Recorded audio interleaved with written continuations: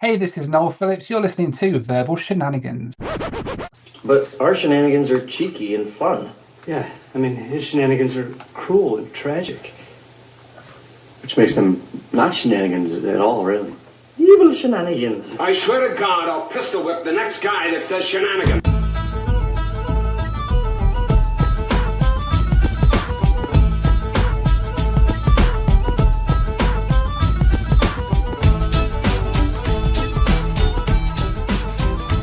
Hello, everybody. Welcome on back to the Verbal Shenanigans podcast. Hope you guys are doing well. Mike, welcome back yet again. You found your way back to the airwaves. You are dancing and jiving over there for some unknown reason either. It's podcast time. You got to jive.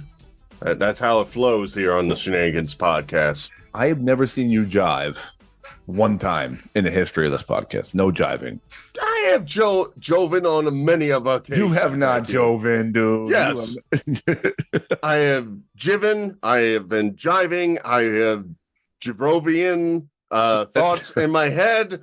It always happens the minute we start the show. That's why I always make you do the intro, because I gotta get my jive on before I can start talking to the audience. Is that like when we talked about sperm racing a couple months ago and you said you had to prepare yourself or do certain stretches or whatever? Yeah. Vibrate, I believe was the jive is going down to the flow and prepping my runners down there. No, they are prepared at any moment. If there's an impromptu sperm race, I'm ready, and all. Just as long as I jive beforehand, we're good. I'm a little confused why you have to prep your sperm to do a podcast, but we'll leave that there, I guess. I don't know. You never know when it's requested. I mean, I got prepared for everything, so. Mike, what's your favorite movie? Favorite movie? Give me like a top three or something, you know? I'm gonna say Big Fish. Okay. I love that movie. Goodfellas. Can see it come on. It's just stop what I'm doing. I gotta watch that. Yep. And Nightmare on Elm Street 3. Street Wars. 3 out of the franchise. Interesting. Oh yeah, that's the one. Most people will say they prefer 3 over 1. Everyone loves the original, but 3 was like, that's the height of Freddy Krueger. No, is that where you learned like your killing moves? Like, is that why you find that one? I don't have killing moves. I have jiving moves. That's all I have. You don't jive when you're killing people. You know, you might actually. That might be how you work your way up towards them. Stuck in the middle with you. Yes, I'm. Well, I just wanted to name a couple of my favorite movies. Okay. I'm a big fan of Blink Twice. Okay. The Lost City. Fly Me to the Moon. All right. Logan Lucky. I've been talking for years about how these are some of my favorite movies. Logan Lucky. Interesting. Yeah. Roof Man. I'm a big fan of Roof Man. Okay. Deadpool and Wolverine. That's one of my favorite movies. That's a great movie. Yeah. Magic Mike. I love the Magic Mike franchise. That's why I look for it every week. Yeah. I mean, Mike, and I'm jiving. You know that these have been my favorite movies. Stop jiving. But I'm doing the Magic Mike. No, you're not. No, if you're doing the Magic Mike, we're gonna lose even more viewers. Because well, you think I'm prepping the sperm and all in case a Magic Mike situation occurs. Well, I've been touting these movies for 13 years. I'm just a big fan of, the lead actor in these movies. I think he's just phenomenal. And who is that person in question? What do you mean? I have been talking about Channing Tatum and how great he is for so many years you're always like, yeah, Goodfellas is good, but I'm always like, have you seen Magic Mike 2? That is true. Seen Magic? The dialogue is phenomenal. Like, yeah, other movies like Havoc and 22 Jump Street, Magic Mike XXL. That those are my favorite movies. I mean, it's kind of an interesting introduction to people just coming on the show. What are you just saying? Everything Channing Tatum is yours. I felt that I was just having a Channing Tatum moment here the last week. I've been deep diving into all his back catalog, and I think the guy doesn't get his flowers. I mean, he's got great taste. We can say that, right? Tatum is Tate one. Yes. Tatum has great taste.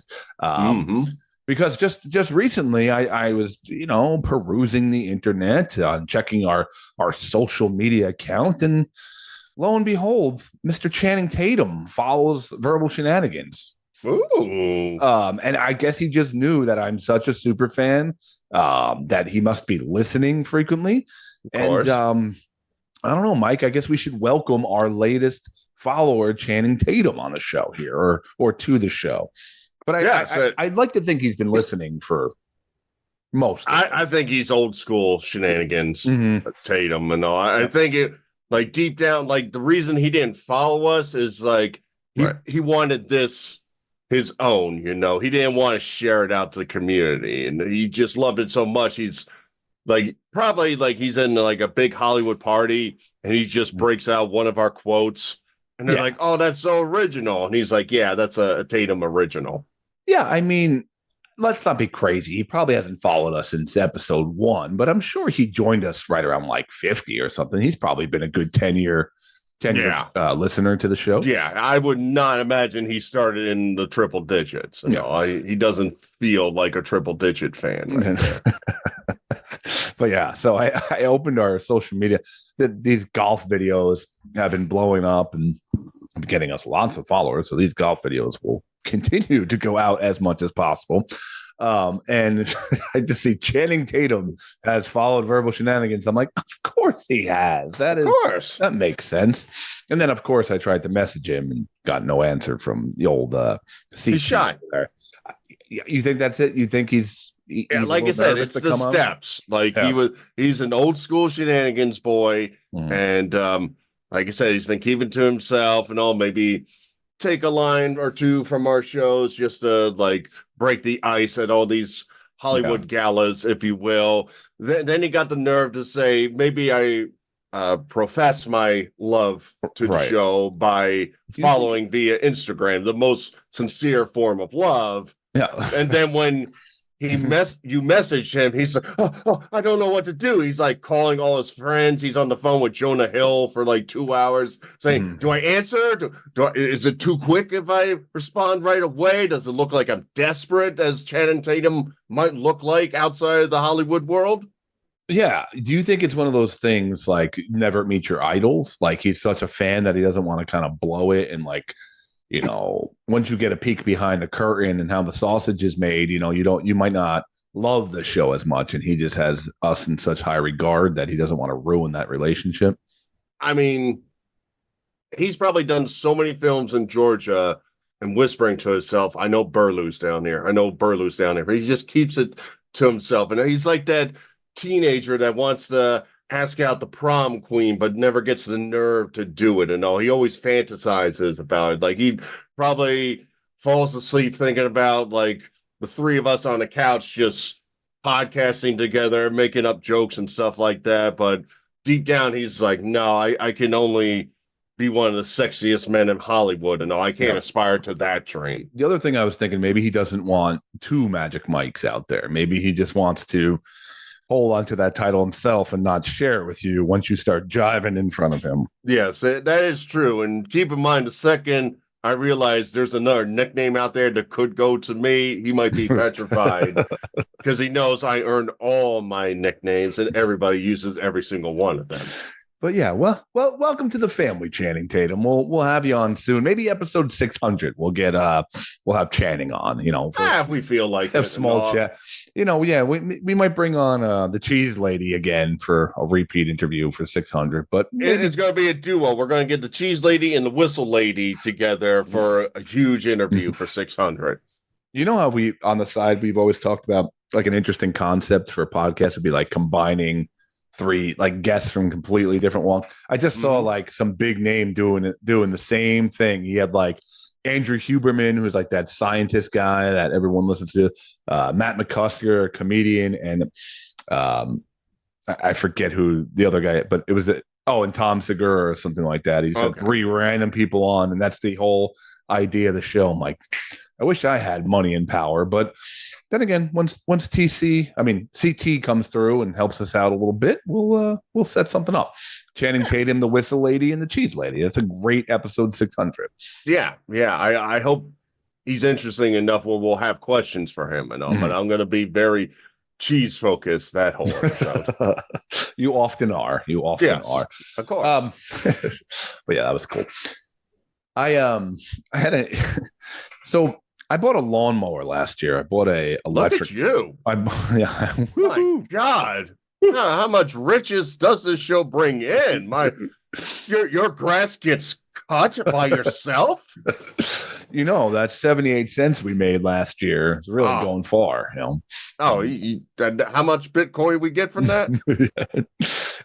So I bought an electric mower last year because my lawn is not very big. It's on a hill. My lawn mower before that was very old, starting to fail, and the gas and the oil. And everyone tells me the electric mower is the way to go. It just turns on. You never have to worry about changing the oil or whatever. So I bought it last year in July. So I probably used the thing 5 times, maybe.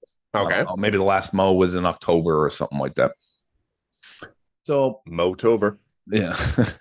I go to break out the lawnmower. And I go to start it, nothing, absolutely nothing. And I'm like, what the hell? These things are just like a battery and a switch. Like it turns on and that's like it.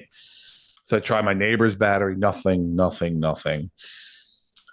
So I go to Home Depot, like their chat assist or whatever. And I'm like, hey, my first thought is Home Depot returns everything. I'll just walk in there with the receipt. Bam. They're like, oh, no.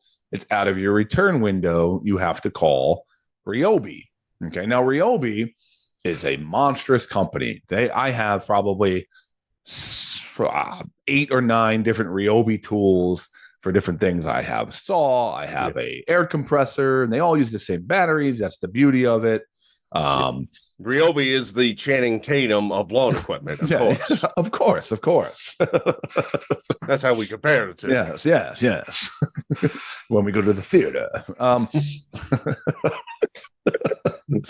So I call Ryobi, and they're like, oh, that's fine. We'll just have to register just read us the serial number or whatnot, and we'll register your mower, and we'll send you to the Ryobi service center. It's still under warranty.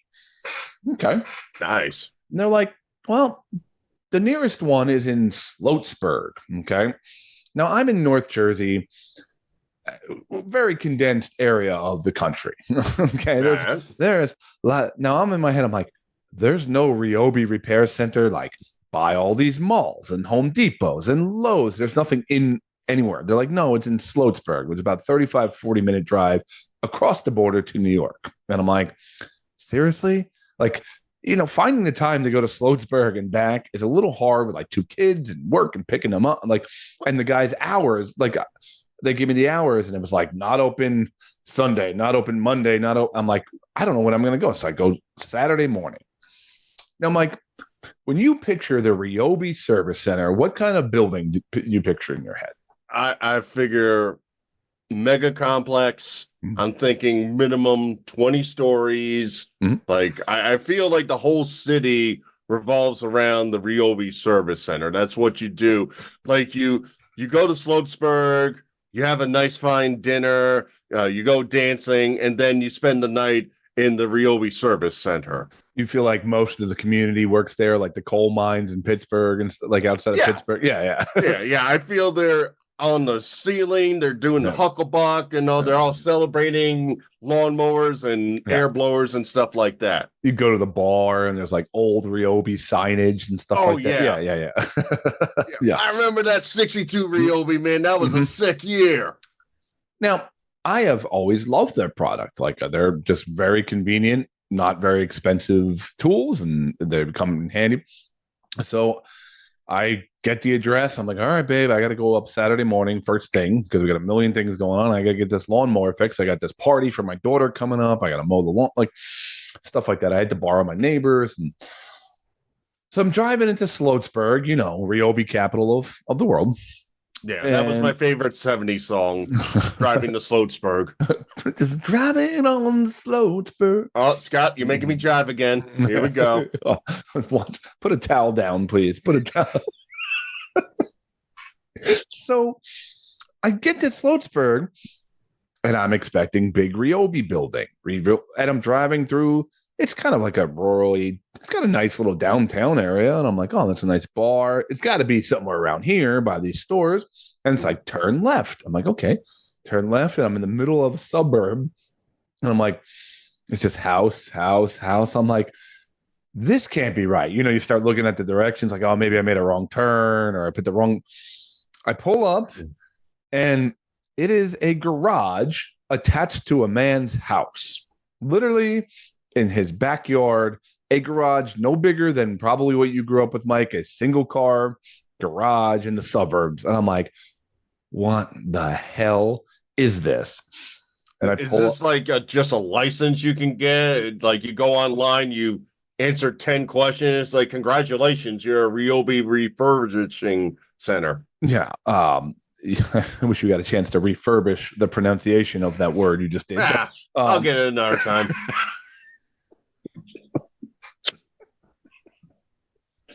There's always next time. Yeah. No. I'm like, I can't wait till Scott talks about equipment he needs to refurbish. I'm going to get it this time. So there's an old codger sitting there in his garage, and I pull up, and I'm like, give him the wave, and I'm like, are you the Ryobi repair guy? And he's like, yeah. He's like, I drew the short straw. I'm like, oh. And I look over in his garage. There's probably a pile of 15 Ryobi lawnmowers. And I'm like, I straight up said, I said, how the hell did you become the Ryobi refurbished guy? He's like, I don't know. He's like, their customer service is pretty terrible. And I guess I'm the only guy doing this kind of work. And I'm like, you realize this is strange, right? I'm like, this is where they say, he's like, where are you from? I'm like, Denville, New Jersey. He's like, oh, that's a bit of a haul. And he's like, they couldn't send you anywhere closer. I'm like, they said this is the closest one. The next one's like 60 something miles away, which is probably some dude's basement, Remember when we visited Weekly World News? Yeah. That was a Ryobi service center. That was the original one. They downsized a little bit. So I'm just talking to him, and he's like, yeah. He's like, I don't know. They don't even know. They send them to me, and I have to enter them in the computer. He's like, half the time, sometimes like wires aren't connected inside and stuff like that. And I'm like, how did you do that? Like, he's like, I'm a retired fireman. And he's like, I don't know. It keeps me busy. I'm like, this still isn't adding up to me. This is like a worldwide company. Yeah. And I was expecting a building where, there's the drill department, the saw department, the lawn. No, just some dude in his office. And he's like, it was a nice guy. But he just starts talking to me. He's like, yeah. He's like, you got up here pretty quick, I guess. I'm like, yeah. I'm like, it's Memorial Day weekend. And it was raining. So I guess I beat it. And he's like, yeah. He's like, he's like, I don't know, man. He's like, I used to work in the firehouse, and he's like, there was nothing else to do, but we just used to drink a lot. I'm like, oh, okay, we're just going to get into the Ryobi serviceman's drinking history. And he's like, let me tell you something. I had people over the night before. I'm like, yeah, I had my, making small talk. I'm like, I had my share of beers last night. He's like, oh, I can't anymore. He's like, but back then, he's like, we did our best fireman work after drinking all day long. I'm like, oh, Jesus Christ. He's like, you weren't going to a call unless you were a couple deep. And he's like, I'm like, wow. I'm like, dude, not even after the shift or before, like, no. He's like, during. I'm like, all right, this is the Ryobi salesman. I mean, some people say they drive better when they're drunk. Mm-hmm. Maybe it's just the same thing, firefighting and all. It's just like, I mean, think about it. You got a few brews in you. You want to show up to your buddies and I'm going to kick down that door where there's an inferno behind it with an axe and just start whipping the fire's rear end in. Yeah, that sounds like a good party time and all. I feel the next time we go to a brewery, We should have like 10 beers, set a fire, and then try to put it out. I mean, I guess you get a little liquid courage, right? You don't worry about dying as much. You just run through walls and fires. And you're not going to feel the burns until you sober up, and you're going to be worried about your hangover anyway. So, and you could tell this guy was like disappointed at the fire thing. He's like, yeah, I still volunteer a little bit down there, but it ain't the same. These new kids, they don't drink. I'm like, oh my God. These damn woke firefighters go into the fire sober. What's wrong with them? And then he's just like trashing Ryobi the whole time while he's like, I got to enter the stuff in the computer. Did they register your thing? I'm like, well, they took my serial number and whatnot. He's like, they probably didn't. They never do. I got it. And he's like the old entering number at a time, pecking with one finger into the like. I'm there for a good half hour talking to this guy. I don't know if he just stole my lawnmower and I'm never going to see this guy again. But we'll see. Maybe in a week or two, I'll get my Ryobi serviced mower back. That'd be the greatest con in the world. You get a fake number on the internet. You send people to Sloatsburg, and he's got like 30 lawnmowers. He's like, I don't even sell them anymore. I don't care. It's just funny nowadays. Yeah, he just you call Ryobi again. Hey, I was at your Sloatsburg. What? You didn't go to the warehouse 3 miles from your house? They got a whole back room at Home Depot 2 miles down the road. What's wrong with you? So I will keep everyone posted on my lawnmower shenanigans, if you will. But I don't know, man. Hopefully a week or two, I got to take another trip to beautiful Sloatsburg and get my mower back. You go there, like everything is empty. He cleared out the whole place. There's just a note there saying, "Get you next time, Scotty." Yeah, it's not there. And I'm like, but it was right here. It was right here. You fell for Daryl again. He gets one every year, man. Get the police report. They're like, what was this man like? He was like a drunk ex-firefighter. Oh, Gary got another one. I bet he moved down to Delaware and just keeps the act going. The old Sloatsburg shuffle. He got you. Well, that's my little story for this week. But I feel like our guest would kind of appreciate going to strange houses in weird towns and driving into weird locations. So, absolutely. Mike, that was a pretty good segue. That's pretty good. Yeah. Here we go, Mike. Who we got today? Tonight, we are going to be chatting with content creator Noel Philips. Now, Noel is an aviation and travel reporter who literally tries any way of travel humanly possible. He has flown around the world on budget airlines in days. He has taken Greyhound buses from coast to coast. He's done India train lines. He's done a helicopter ride to Everest. Pretty much anything that gets you from point A to point B, he has done. And the next thing that's going to give him car sickness is chatting with us tonight, Scotty. Yeah. I can't wait to pitch to him. Have you ever gone to the Sloatsburg lawnmower shop? He's like, oh, dear. You lost a lawnmower too, I bet. Yeah, that was my hardest video to edit, you know. Without further ado, here's Noel Philips. Hi. Hey, Noel. Hey, how are you? What's going on? I'm so sorry for the problems getting on there. I was struggling with our internet. We've had no end of issues lately, so I'm sorry. It happens. I'm Mike. This is Scott. Welcome to the show, Noel. Hi. Yeah. How you doing? Doing awesome. So, good. With the thousands of flights that you take in, the bus trips, the trains, I was trying to figure out what would be the most annoying thing that you have to deal with, and I think I got it for the first question. So are you ready for my first question? No worries. Yeah, of course. How annoying is it that you have to repeat to people one L in your last name? Oh, constantly. And you know what? I have to keep telling people now, it's like the toothbrush. I'm Philips like the toothbrush. That's the only thing I can say because everybody just does 2 L's all the time. It's like, So give me a little background into like how you came with this channel. I know you were like in IT. I know you love travel. I'm kind of curious. Was it just a matter of you were always constantly traveling through the job, or you just on the side was this is my magic. This is where I want to go. So I was always into planes. I've always been a massive geek, and massive geeks don't tend to be very outgoing a lot of the time. And I was definitely not that at all. And so I just started making a few videos on the trips that I was doing. I used to go out plane spotting around Europe. I'm from the UK, as you can probably guess by my accent. And we used to just go plane spotting, taking pictures of planes at all the airports around Europe.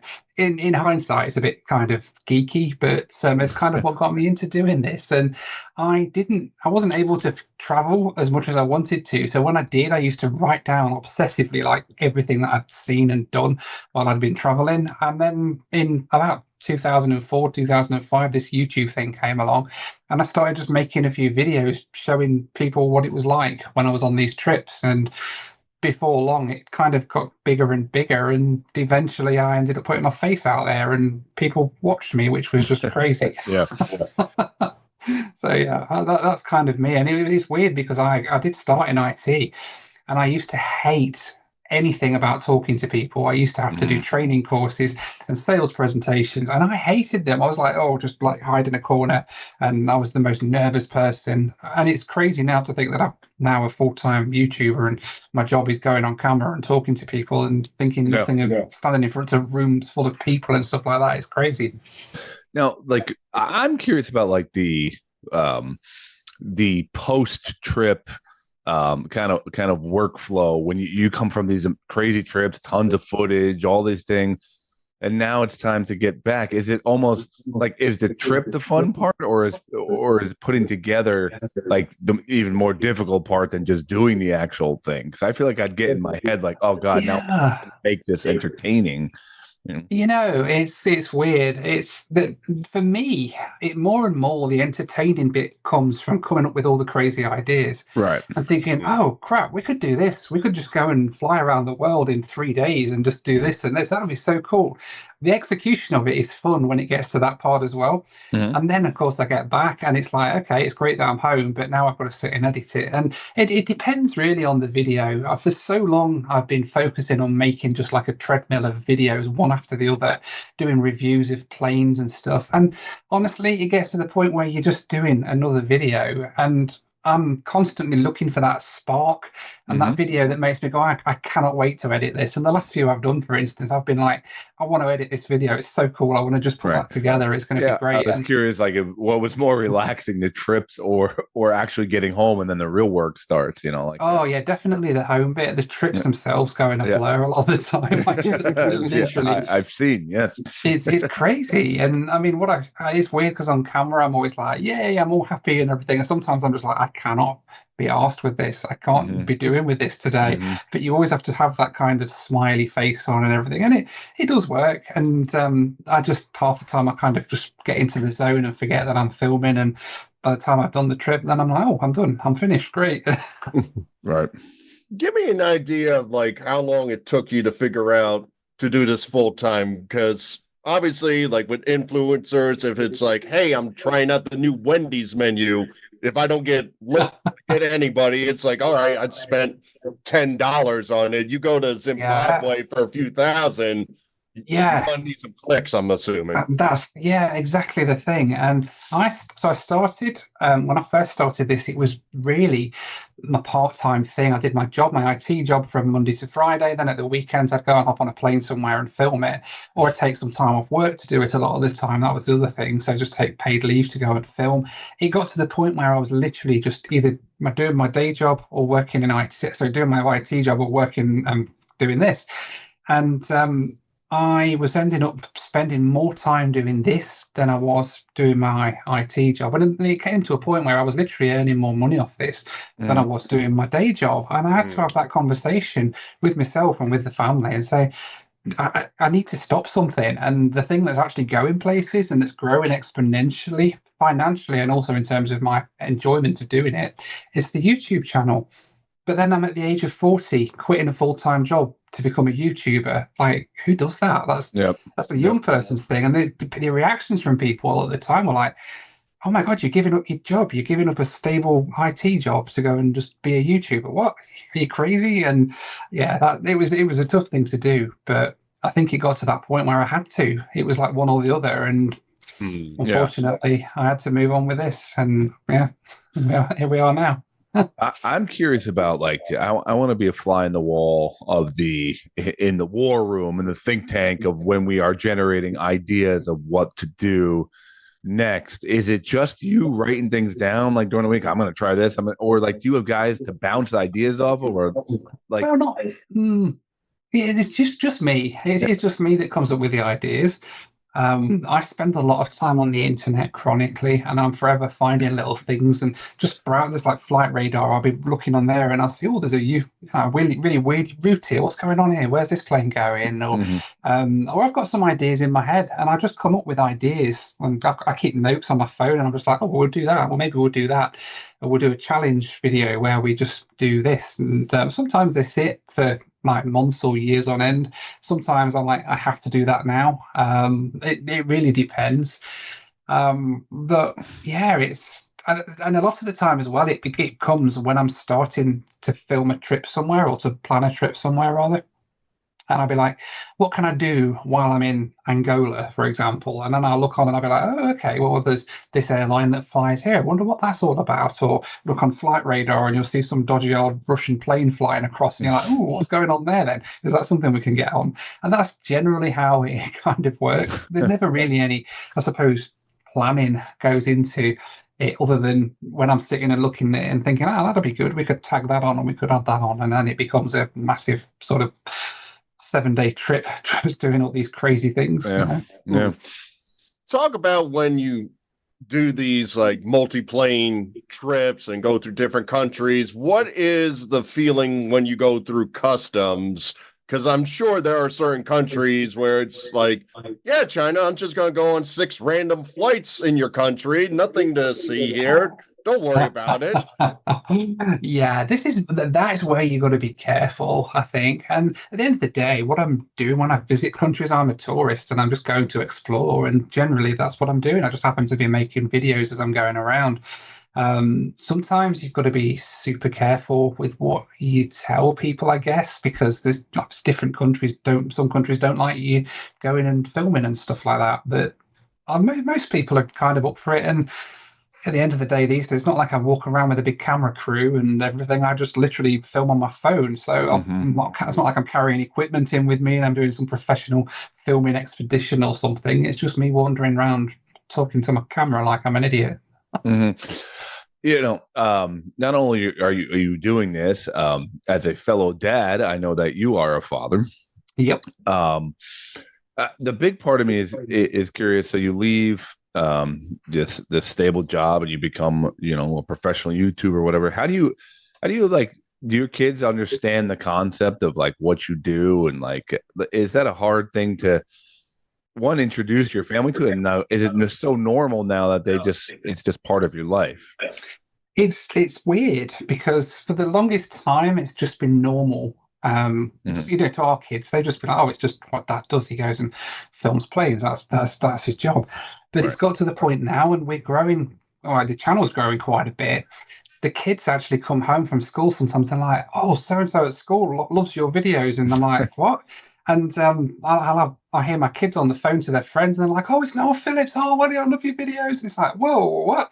And I think from the kids' point of view, they see that from time to time, and then they're like, "Oh, wow, that's really cool." Yeah, we did AvCon recently. It's a big it's an aviation creators conference that my wife put together over in Atlanta, and my kids were kind of helping out at the event.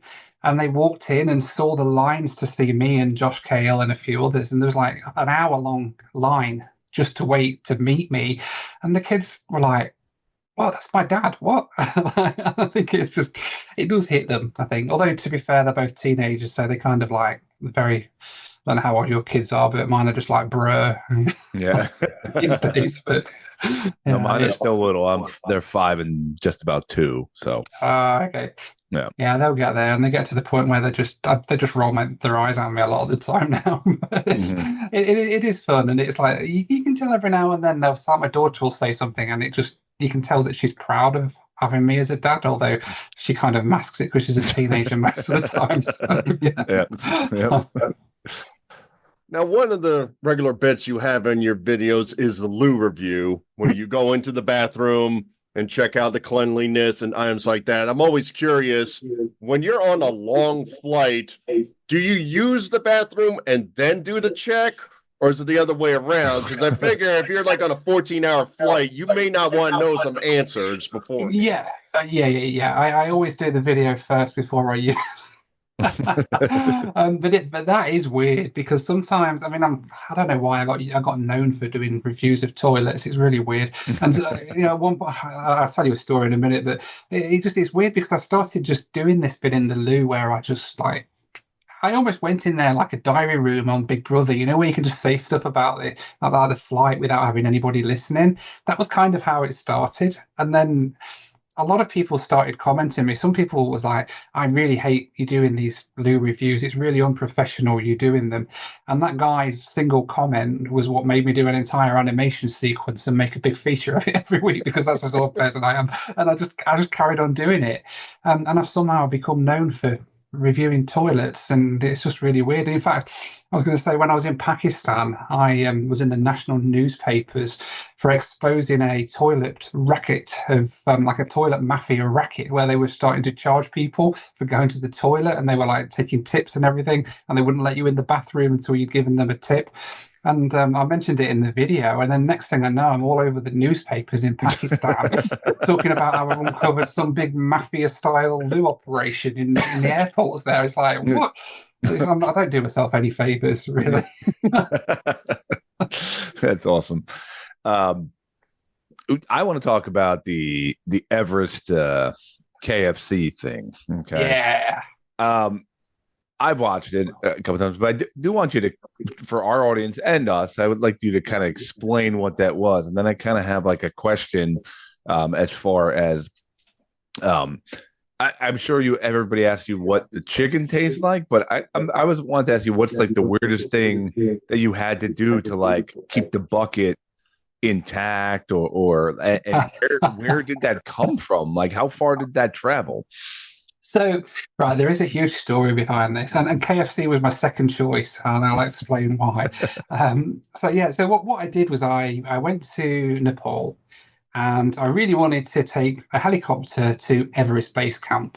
But then I'm like, that's just like on its own, that's just like boring. That's Noel flies on a helicopter. What can we do? And I thought, you know what? You see all these mountaineers going up Everest, and they're all eating their energy bars and all this sort of stuff, and the protein shakes and everything. You never see them eating a decent KFC or something, or a bit of fast food. And my original plan had been to get a Big Mac and take a Big Mac up there. And I actually bought one. And then the issue is, in Nepal, there is no McDonald's at all. Right. Because the reason being, and I later found out, is that obviously cows are sacred animals in Nepal, so they don't do the beef. So I bought a Big Mac in with me from my connection in Dubai. The old Dubai Big Mac. It was in the bottom of my bag. It was, by the time I got there, I looked at it and it was just disgusting. It looked horrible. It's like, I'm not eating that. But then I also come to find out that in Nepal, with the cows are so sacred in Nepal. They're like this sacred animal. And Everest is effectively like a god to the Nepali people. It's like a really sacred place. And I thought, if I go up Mount Everest and eat a cow on the side of their most sacred mountain, they're really not going to be happy with me. So as it was, they'll send the Pakistani mafia at you. Exactly, or the Nepali one. Yeah. So I it just so happened there was a KFC over the street from my hotel, so I was like, I just go and grab a KFC. And actually, you know what? It tasted so damn good up that mountain. It was cold and it was rubbery, but you know what? It tasted amazing. The worst thing was that it was just, you're so high up, 18,000 feet or something at Everest Base Camp. And I stepped off this helicopter. They said, you've got like 30 seconds and we've got to go back down. Otherwise, you're going to get ill from being up here, because we weren't acclimated to the altitude at all. And I stepped off the helicopter to eat my KFC. And I was like trying to take a selfie of myself with the KFC, with Everest in the background and the helicopter. And I couldn't focus. Like, when you have a dream and you just can't, you have a phone and you can't use your phone or something crazy like that. And that's what happened. And I got off and I'm like, why can't I get this camera to take a selfie? I can't make the camera work. And I come back and I've just got like a series of photos of my feet because I was just struggling because my brain was so like fried from being so high up. There's people who pay you for that. They're into that. Yes, I'm sure there are. If we go through another COVID thing and all, that'll be the side project, Yeah. With all the amazing adventures we talked about, I think one of the best things that came from this is obviously your health and saving your life. Can you tell the story about when you were in Alaska and there was a doctor on a plane? Oh yeah. So for many years I had over my left ear this rash, and it was just there. I didn't know what it was. In the UK, they told me it was just like, I remember what they said. It was some sort of thing that would go away. They gave me creams, and nothing ever happened. And we came over to the States. I went up to Alaska and did a video filming on one of the mail flights up there.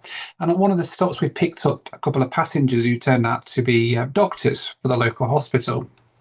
And he sat next to me and we were chatting, and then we landed and he said, do you mind me just asking you a question? And I said, yeah. Because that thing of that rash above your ear, I goes, yeah. He said, have you had it checked out? I said, well, yeah, in England, they told me it was just like a rash and they gave me some creams. It was I think it was about 10 years that I had this thing. So it wasn't really on the top of my mind. And he's like, seriously, go and get it biopsied. And I'm like, well, that sounds scary. He goes, no, he said, because I'm a dermatologist here in Alaska. And we see a lot of it. And it's something, it might be something called basal cell carcinoma. And I'm like, whoa, okay, that sounds like cancer-y. He said, go and get it checked out. So we came back to Houston and I went to the dermatologist, got booked in, like he said, and he biopsied it. And even the dermatologist said, I'm not sure it's anything. It's probably just a bit of psoriasis or something, but I'll get it biopsied. And he did it, and I got a chunk taken out of the side of my head. And he rang me like 2 days later. He's like, you've got to come in and get it removed. It is basal cell carcinoma. Wow. And not only that, but I've got another one on my nose that I didn't even know about. It was just like a spot or something, or a wart or something. And they said, oh yeah, that's, it's two, you've got it there and there. So I ended up having to go in and have this Mohs surgery. It's basically where they scrape away, like layer by layer, the skin off of the side of your head. And I ended up with a section. I mean, the photo they took, it was like this sort of size of what they'd removed. And they managed to get rid of it. It was really painful. And I've now got one ear higher than the other. So if I sit there like that, you can see my glasses are wonky because I've got one ear disfigured now. But yeah, but it was all because of that guy up in Alaska. It was just crazy. And I could never found that guy ever. And then I did the video and I mentioned it. And finally, actually, somebody who worked for the hospital in Alaska, it turned out, had seen my video, got in touch with him, and he just dropped me an email and was like, I'm so glad you got it checked out. And managed to get in touch with him and actually thank him personally for that, because I honestly, I'm not particularly like woo-woo and things like that, but I sometimes think things are meant to happen. And I think the fact that he was sat next to me at that moment in time, I genuinely feel like it was somebody being sent to tell me just get that thing sorted, Wow. That's crazy. That is pretty remarkable. Let's say you made an IT mistake on your computer and you wiped out your entire YouTube channel and you had to start fresh, or you had access to one video that you made that would kind of sum you up to like your fans or your followers, that like if new people were coming in, that kind of sums up what you do, like if you had to start over. I think it would probably be one or two. I've done a couple where I go around the world on like low-cost airlines and stuff, maybe something like that, because that's kind of a bit of everything. But also like my Greyhound videos I did, and I went coast to coast on the ground, and it was one of my favorite videos ever to make. And I think it kind of sums up me, really, just doing crazy crap and just stuff that nobody else would ever want to do, that just happens to involve travel and transport. And yeah, I think that would have to be it. Knowing as much as you do about YouTube now, like, do you think it would be incredibly hard to start over and grow an audience again, or do you think you would have a general idea of how to take right off again? I've got a lot more ideas about what to do now, and I'm a bit more clued up. And to the point where I can take somebody who's like a friend of ours a while back, and he'd never had a YouTube video in his life. And I said to him, right, use this title, use this thumbnail, edit in this style. And sure enough, he put his first video out and got 50,000 views on it. And I'm like, oh, is that because I've given you this, or is it just because it was a good video? But I think that's the thing. And I do feel I've learned a lot. But that said, it's difficult growing a YouTube channel. And I set up my second channel, my flying channel, where I fly light aircraft.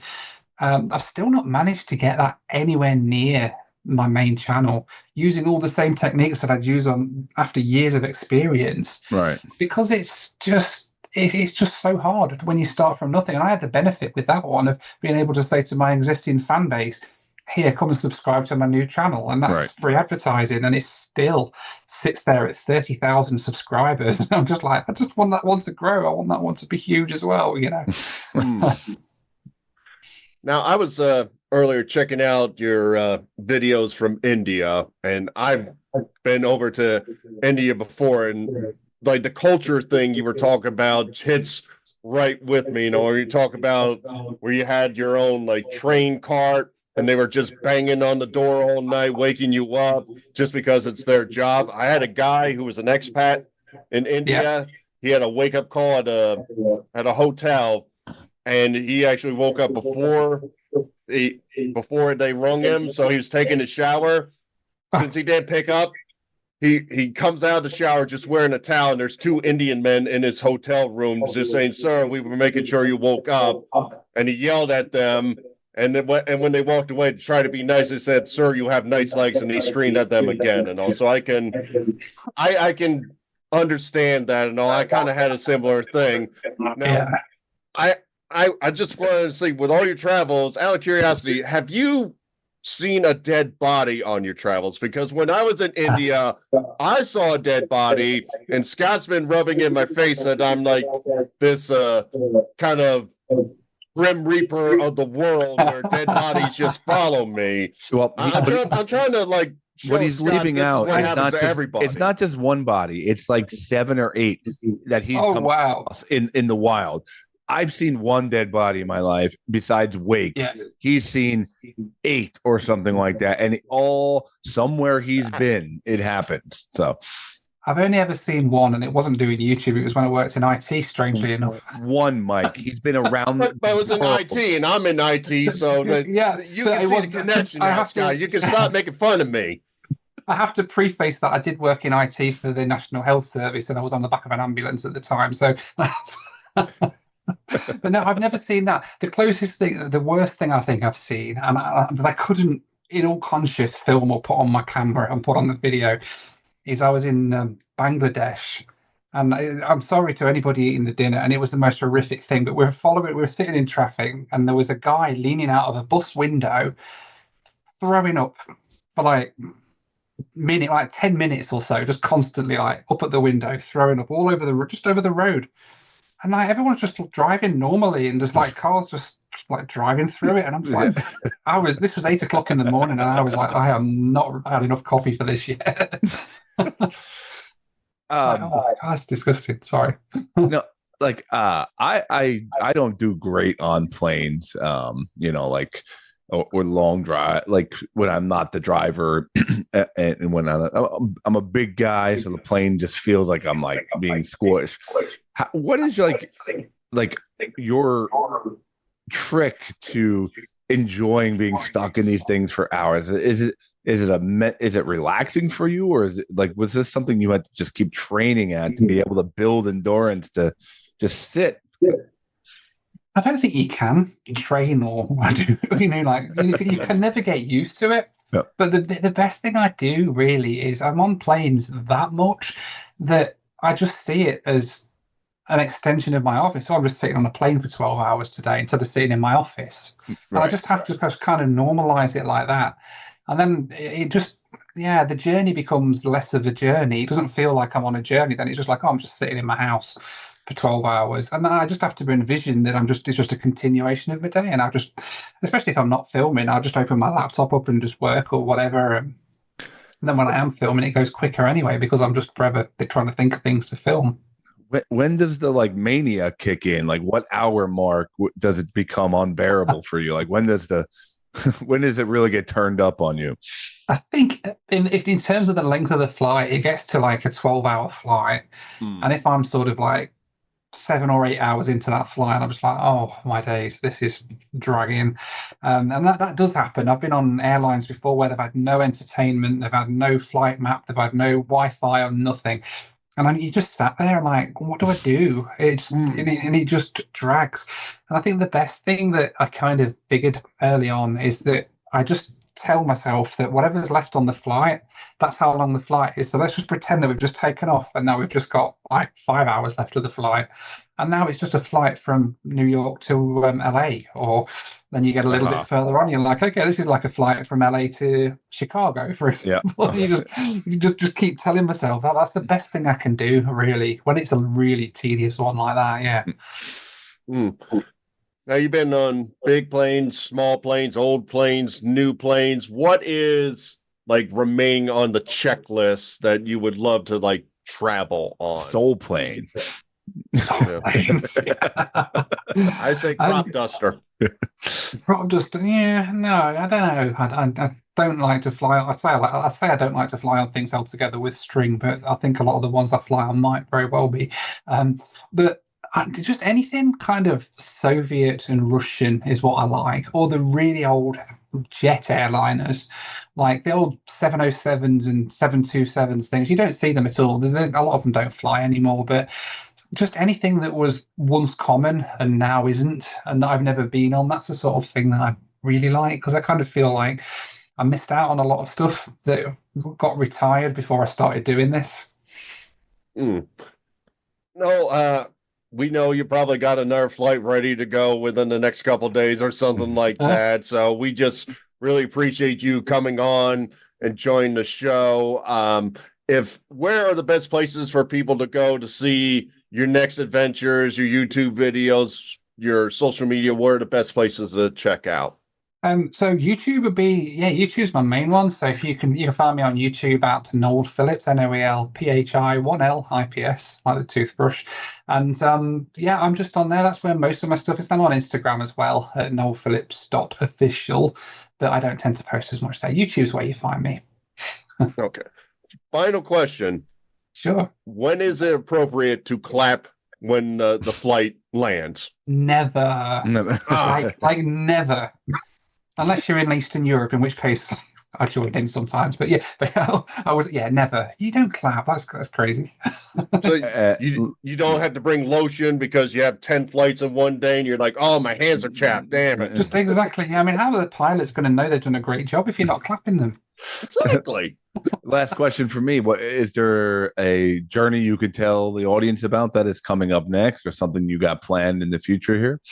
I've got some seriously cool stuff coming up, and in fact, the big one that I won't say I'm looking forward to, but I'm looking forward to it being finished and seeing the end result, is I'm off to Africa, to Mauritania, which is a Sahara desert country, and they have this train where it's not a passenger train, it's a cargo train, like with the big bins on the back, with just iron ore in it. It's like metal fragments almost.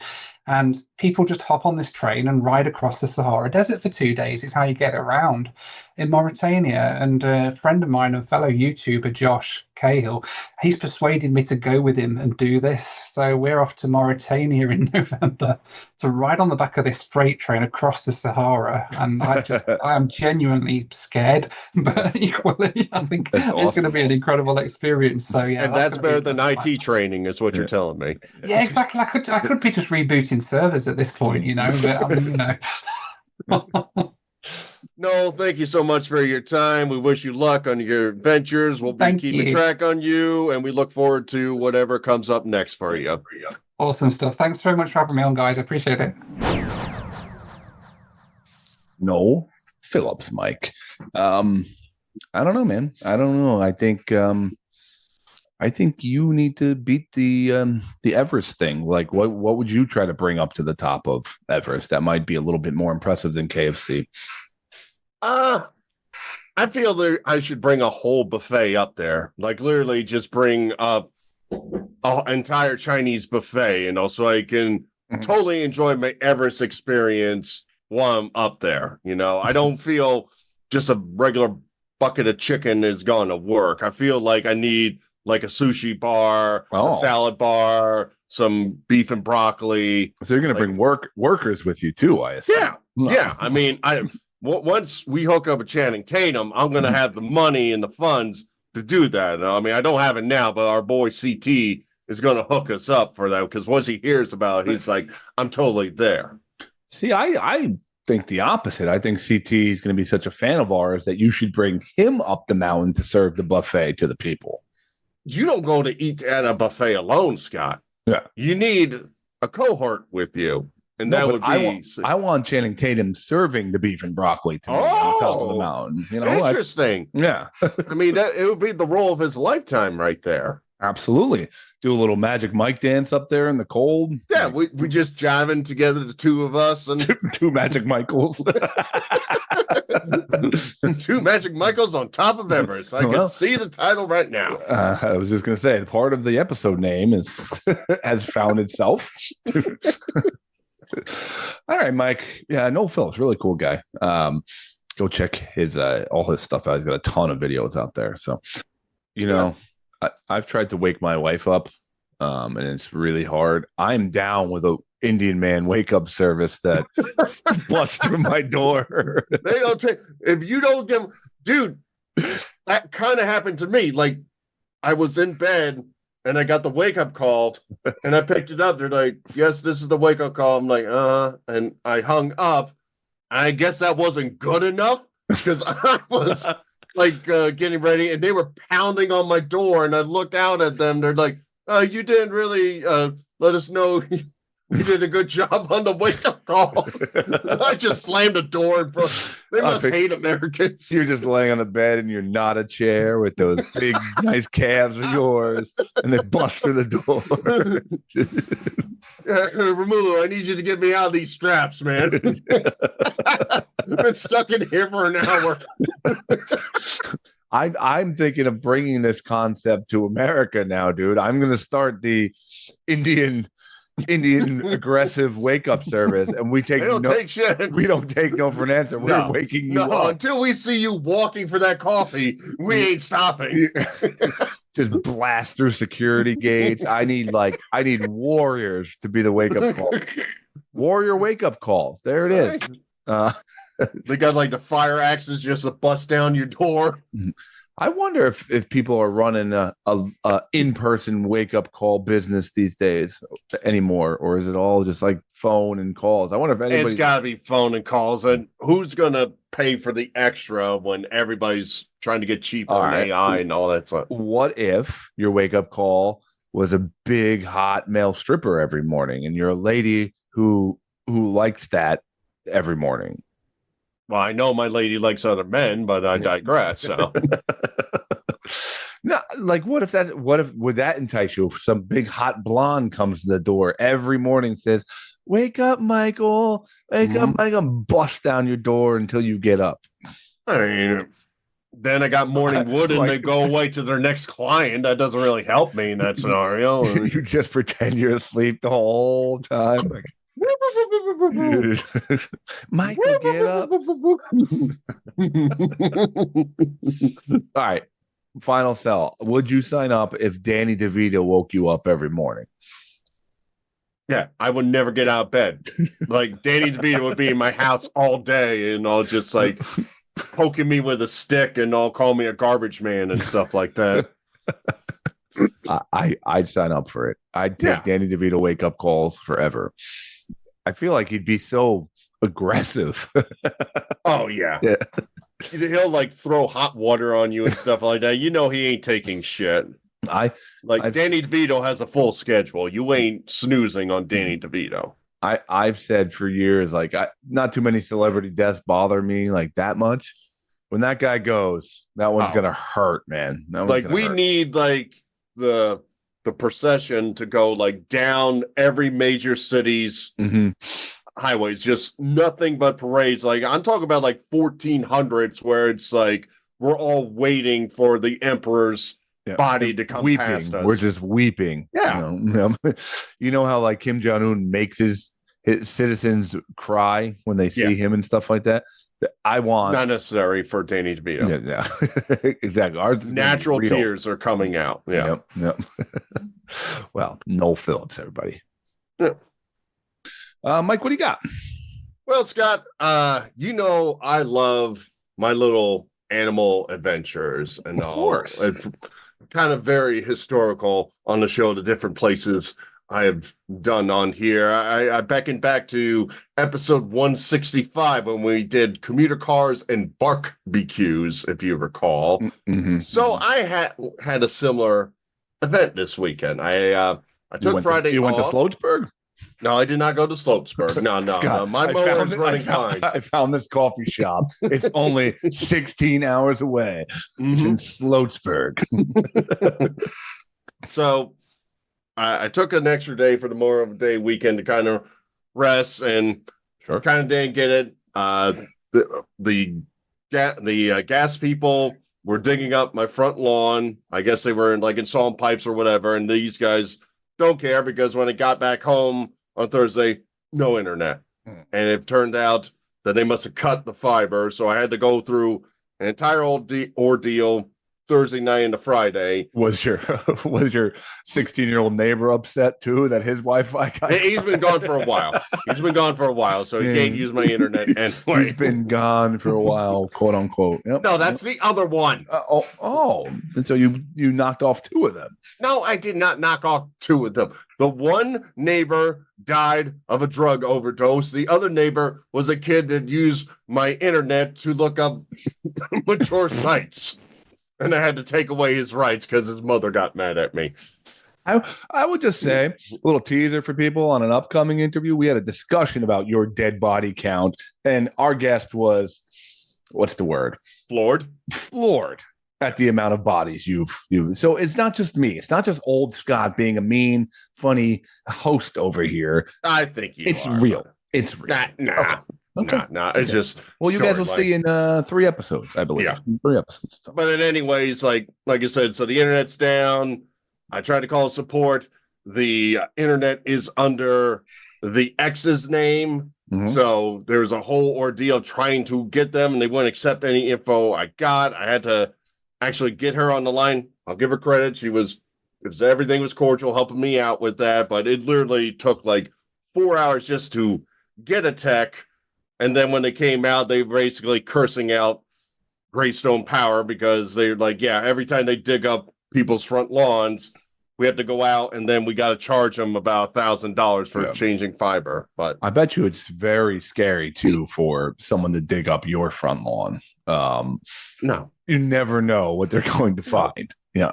No. When they find all that soap runoff that you conveniently had from your garage to cover up things. My soap didn't cover up stuff, and it just cleaned my garage coincidentally after my hot water heater bursted. Yeah, because everyone's garage needs 100 pounds of soap to clean it up, Big Wild Hank is very generous. What can I tell you? Mm-hmm. Yeah, he is generous. He protects his serial killer's son at all costs. You stop. So anyway, Saturday's coming along. Okay. I'm doing a few things. I'm thinking about going to a movie. I don't know what to do. And I drive past a sign. And I want to see if you can figure out. So if you were, as I brought up, barbecues, this farm had a similar kind of cute little name for their event. You want to gesture any guesses on what it could have been? It's just an event in town. Can I get some? It is an animal with an event. All right. Is it? Let me do a couple questions here. Go ahead. Is it a race of some sort? No. Oh, I was thinking a pig race or something. Is it an exhibit, an exhibit of this type of animal? I'll somewhat say yes. You're kind of on the right track. It's not really of the animal, but the kind of event you're talking about, maybe you're closer to the answer. Is it an adult petting zoo? There's animals there. I would consider it more of a farm than a petting zoo, but Okay, it's one specific animal. Okay, let me ask you, when you saw the sign, did it excite you to go to this thing? Oh, it's an animal, so yes. Okay. Is it coffee with a cow? Is it? No. Okay. Because I do know you went to go visit Mr. Cow recently. I did. You did send me a video. Yes. I don't know. Very lonely. I don't know. I don't know. Scott, I passed the farm and noticed a sign that said Art-Paca Festival. Art-Paca. Art-Paca. You know, I almost said alpaca something, but definitely not art. Okay, Art-Paca. All right. So I'm sending you over a couple pictures. Okay. From the event, some of my friends that I met on the farm. So let me describe this for the listening audience here. There's one picture of some cute alpacas. There's 5 of them. Okay, they look kind of small. They look, at least in picture. Oh, then there's a big furry one, and then there's you really close to one with his teeth coming out. I'm assuming he's trying to spit on you, and you also don't look that happy, Mike. You don't look too happy to see the Art-Paca exhibit. No, I was very ecstatic to be there. I know. I will say. So I go on the farm. I've seen the signs to the alpaca farm before, and it was always one of those. We will get there, and all before the whole situation with the X and all. But so I park, and I gotta say, not as big of a festival as I thought at first. There were tents of various things, but not like a ton of art. So like there were still people there. Like so when you pictured Art-Paca, you pictured like Woodstock level size art. I wouldn't say Woodstock, but you figured there'd be like a bunch of different like people with homemade jewelry, people with like knickknacks or wood carvings or stuff like that. Okay. I would say there's like 2 or 3 of them there. The first tent I went to was they were selling dog treats, so I bought my dogs some treats, but like next to them was like people trying to sell you windows, which I felt was an odd place to sell windows at the Art-Paca Festival. That sounds like the guy from Sloatsburg and another side hustle. He did try to sell me a lawnmower, come to think about it. Hey, sir, I noticed you bought some dog treats. You interested in some windows? And so I went to the other side there that had like different food stuff. So I got me a nice strawberry lemonade. There was a woman that was selling cinnamon rolls, which was interesting. So I'm like, all right, give me a red velvet cinnamon roll. And she's like, before you buy it, I need you to sample it. Because a lot of people are saying it's dry, which is kind of an odd selling point. So I know that's a lot of pressure too. Like you don't want to insult the cinnamon rolls if they are dry. Yeah. So I tasted it. I'm like, it tastes good, but I'll admit, tiny bit dry. Okay. So she's like, all right, you can get 2 for 1. And also I can get 2 cinnamon rolls for $10. I'm like, all right, I'll take a red velvet and a strawberry. And she's like, no, there's no issues with the strawberries. If you want the 2 for 1, you got to get the 2 red velvets. You get 2 double dries. Yeah, that's what I'm looking at her like, why is that? If I think it's too dry, why would I want 2 of them? But being me, I brought home 2 dry red velvet cinnamon rolls, and because that's what I do. And a new bay window. Maybe if I put it on the windowsill, the rain will come down and no longer make the red velvet cinnamon roll dry, you know? Would you like a lawnmower that doesn't work? So I'm like, look around the apartment, and there's tons of alpacas all about. And I go inside this barn and I see like this couple of like teenagers in front of like a register or whatever. And I'm looking around like, okay, do I have to pay for the Art-Paca festival? And the kid was telling me the answer and I couldn't understand him. And like the head person came over to tell me, carrots for alpacas is what he's trying to tell you. It's just something weird with his accent. Maybe he said it so fast. Like, naturally, carrots for alpacas is not something you figure the answer for. If that was on Wheel of Fortune, you'd probably be like, I give up. I just like to see your face like, huh? What? Yeah, that's exactly what I was doing. So they're like $3 for a cup of carrots. And I'm like, you give me 2 because I'm feeding these alpacas here today. Now, did it ever cross your mind you had already gotten the 2 dry Cinnabons? You could have gave 1 dry Cinnabon to the alpaca. To be fair, I bought them after I fed. Okay. Yeah. Okay. Yeah. I just wanted to add that story to our conversation. So Gotcha. So I get my 2 big old cups of carrots and all. Like it's like the silo cups, the 16 ounces, just full of baby carrots in there. So I'm ready to have a blast here. And I go up to the first area with the alpacas, and the lady who had to tell me what the kid was saying, she came up to me. She was describing the alpacas, and she's saying they have no top teeth. Alpacas, if you look at the alpaca pictures, they have very crooked teeth popping out from the bottom of them, but they don't have top teeth.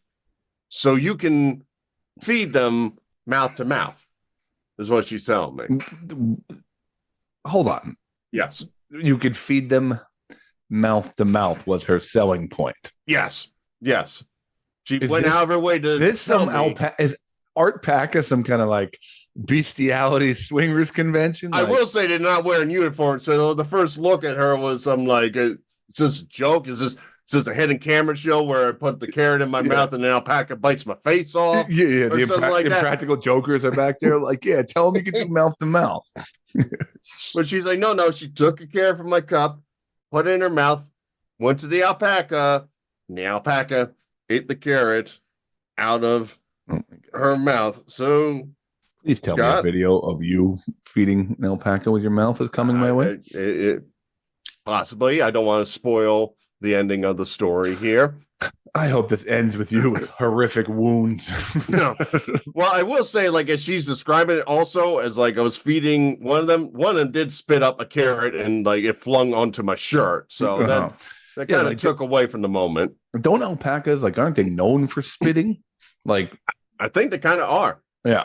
A little bit. And no, I only had the one spitting event, so rest of the time they swallowed. No, I mean, I'm like, are you, she says you can do mouth to mouth, are you excited by this? Are you starting to jive a little bit? Like, I'm a tad confused, but like after she did an example of said process, I said, okay, you only live once. Let's feed an alpaca from my mouth. Okay, I am watching, there's a couple videos here. I'm watching one. Here is Mike with a carrot in his mouth feeding alpacas. Yes. Now, it's also funny because there's like 5-year-old kids next to you again. Like, as you just I did not give them any of my carrots. Yeah. These are grown-up carrots to feed the alpacas from my mouth. You didn't try to feed any of the kids with your mouth, right? Like, no. I'm pretty sure the police was there somewhere. Okay, Mike. Yeah, I don't know if this would be a selling point for me. Like, you could feed them mouth to mouth. I think I'd be like, I think I'm good just handing Mr. Alpaca a carrot with my hand. Are you sure? Like, after she like takes one of your carrots and puts it in her mouth and feeds it, you don't go, oh, I see. These instructions are pretty easy. I will go ahead with it. I feel like this is the origin story of the next pandemic. God, I got alpaca Ebola. Yeah. I got alpaca Ebola. Yeah, there was this farm and these people were feeding alpacas with their mouth, and it's like when they ate the bat, in the wet market. This is how. Well, there were 100 people there. There was only one that got the disease, and we're concerned. Wow. Okay. And so, would you go back to Art-Paca? I think I would. I think I'm just for like as I visit Mr. Cow at Coffee Doodle Doo, I could see myself getting a dry Cinnabon and then feeding an alpaca by my mouth. You always talk about, like, we always talked about different careers for you and maybe change. I think you're at a perfect point in your life to go find a job where you feed animals with different parts of your body. I'm pretty sure there's a market for this. Yes, I feel like maybe I should just do videos as I feed alpacas through different parts of my body. You know, it's like, all right, foot to mouth alpaca feeding. Yeah, but then it's going to get weird instantly. Like it's going to go right to the butthole, or maybe I could hold a carrot in my eyelid. Maybe I could squeeze it enough. You realize this is how this ends with you, with like horrific scarring and some injury that you can't come back from. When you're like, you text me and you're like, well, I got a story for this week. And you turn on your camera and you're just like in a full bandage. I went back to Art-Paca. Didn't go too well. Those alpacas hate me, and so does the management. Now they have to put up warning signs. Yeah. This is a picture of you with a carrot in your mouth. Now, kids, back in the day, we used to feed these alpacas, but some dude went too far, and that's why we got to chuck the carrots over the fence. Yeah. Well, Mike, like the single life, you're thriving, man. You serial killer exhibits, Art-Pacas, visiting Mr. Cow. You're on the right track here, man. You're gonna meet. You're gonna meet the person of your dreams. You're gonna look over. It's not going to be a 5-year-old kid. It's going to be some hot woman feeding a pig with her feet or something like that. My God. And you're going to be Can you like, imagine that? This like is music is coming through my ears. Scott, I met the one. This woman fed a donkey with her asshole. I love her. Should you put chum between her boobs? It just dove into the ocean. It was amazing.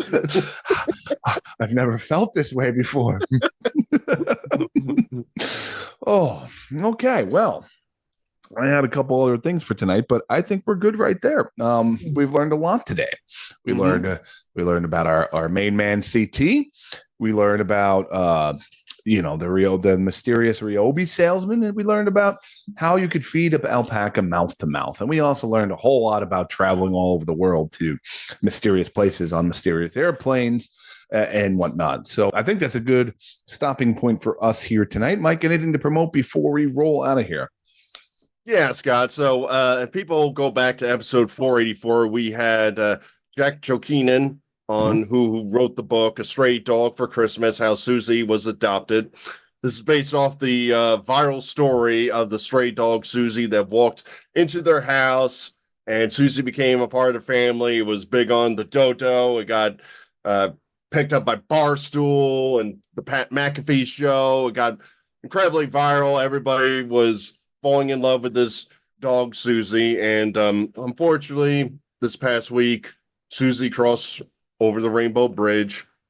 And Jack has been asking to honor Susie, see if we can get her book back on the bestseller list.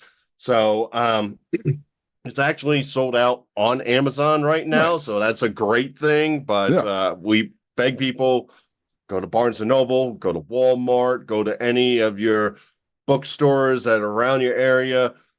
Obtain the book, A Stray Dog for Christmas, How Susie Was Adopted. Give it out as a gift to kids. And let's honor this beautiful dog who we're going to miss dearly.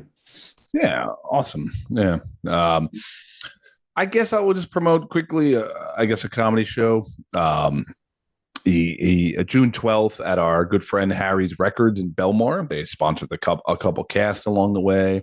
And it's a friend of mine from high school. He opened up a record store there in Belmar, and we are going to attempt a comedy show there. It's a very limited ticket. There's probably about 40 total to sell the place out. It's gonna be a nice intimate venue, but we need the support. If we want to keep doing them down there, we need to kind of fill this room up. So go. It's on Eventbrite. Just look up June 12th, Harry's Record Store comedy show, and you'll find it right there. I'll post it online one more time. So. That's it. Really good episode tonight. Really fun. We have some really really good stuff along the way. I know they say that every week, but I really feel like we do. We got some really good guests going down, especially if they... I'm post-jiving towards it, yeah. Yeah, we got some things in the hopper, some big ones in the hopper that... Fingers crossed, people. Fingers crossed. But other than that, I'm going to leave you guys at that. Keep following, keep subscribing, keep checking us out, share it with your friends. That's the best way to go. Okay, and that's it. Life is funny. Laugh at it. Keep the wind at your back. Tune in next week where I feed an otter with celery in my armpit. Mmm.